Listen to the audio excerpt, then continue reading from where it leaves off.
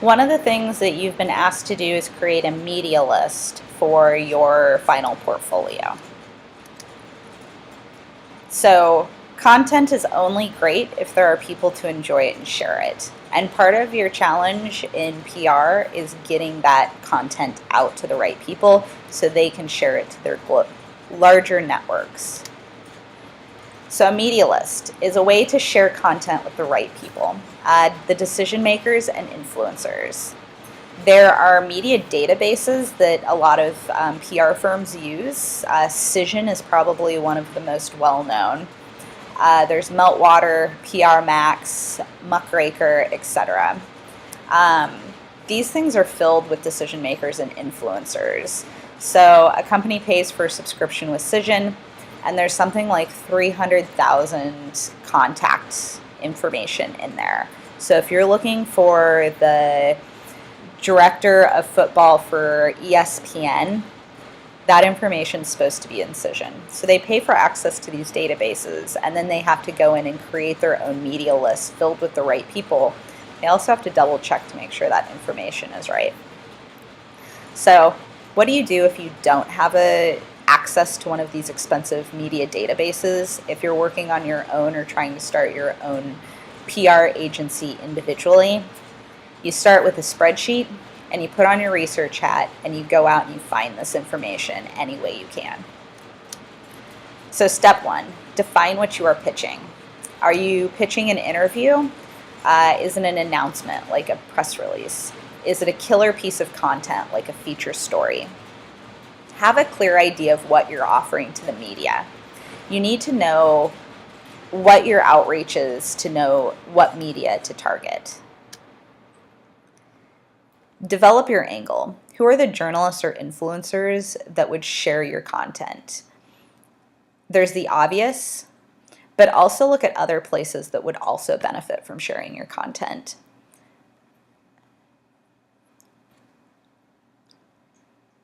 If you're trying to pitch maybe a new all-organic cleaning product, the most obvious places would probably be magazines that review these types of products. Another place might be cleaning companies that create blogs about new cleaning products. But also there's a lot of like mommy blogs and people that care about organic stuff in the household. It might be people that are just are all about organic, all natural. You might hit up those places. I have a friend that does The Introverted Mom. She's a stay-at-home mom, but she's also really into organic things that aren't going to, and chemicals that aren't going to hurt her daughter. And so she writes about being an introverted mom, but she also writes about this other thing that she's really cares about. And she's actually got quite a few followers. So even though it seems small, it might be a good place for that type of product. Who are your different audiences? You might need a different media list for each one. Be thoughtful about keywords and topics. People who write about technology industry don't review consumer electronics. The technology industry, people that write about that, it's the bigger industry in general, lots of times about the companies themselves. But then you've got people that specifically write for consumer electronics, and that's like all of the gadgets that I love to use, smartwatches, cell phones, new DVR and VCRs. I don't think they have new VCRs. DVD players or Blu-ray players, and things like that. So adjust and adapt your angle to get relevant results. Step 3, decide on timing. Is it only relevant now, or will it be relevant in 6 months? This is good to know because things like newspapers, TV, and radio stations have a short turnaround time. Where on the other hand, something like a print magazines have their stories planned and already know what's going into them 3 to 6 months in advance. So if it's something that's only relevant now, go to newspapers, television, and radio. If it's something that'll be relevant in 6 months and you want to hit a broader audience from a magazine, think about that. Step 4, outlets and contacts. Where will it run? Who is the gatekeeper? Is it the editor? Is it a writer? Is it a DJ at a radio station? Aim the message at the most relevant person. Discern between roles. You'll see a lot of different titles. Roles and responsibilities attached to each of these titles can vary significantly across outlets. When you have more than one relevant person to pick from or 2 on the list, pick titles that are most relevant. Discover who's missing. Databases are great, but do a Google search to make sure you aren't missing someone. Check what they actually write about and make sure it's a good match. You might see in a database that you get your hands on that they write on food. But when you go and look up what they actually write about, it might be about restaurants and not necessarily about food. So decide if that's a good match for you depending on what you're trying to pitch. Double check. Drop anyone who's listed twice. And if it's a generic email like editor at, newsroom at, try and find a direct contact.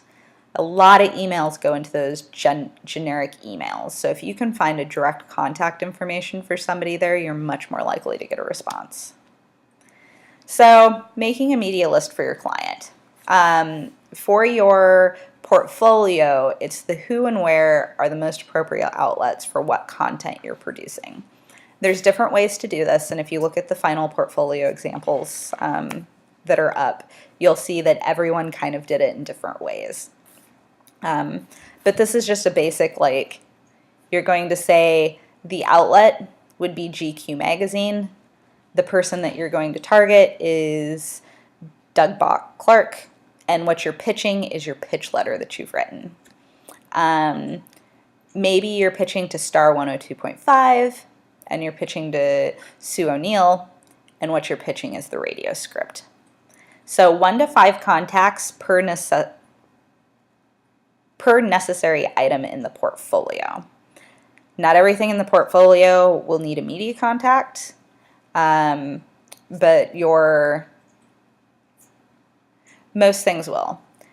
Your resume does not, of course. And you also don't need a media contact for the social media analysis. But like the pitch letter, the newsletter is something that you would, if you choose to do the newsletter, that's something that like the company would put out, so you don't need a media contact for that. But if you're doing a media kit, that would need a media contact list. News releases, radio or television script, feature story. Those are all things that would need a media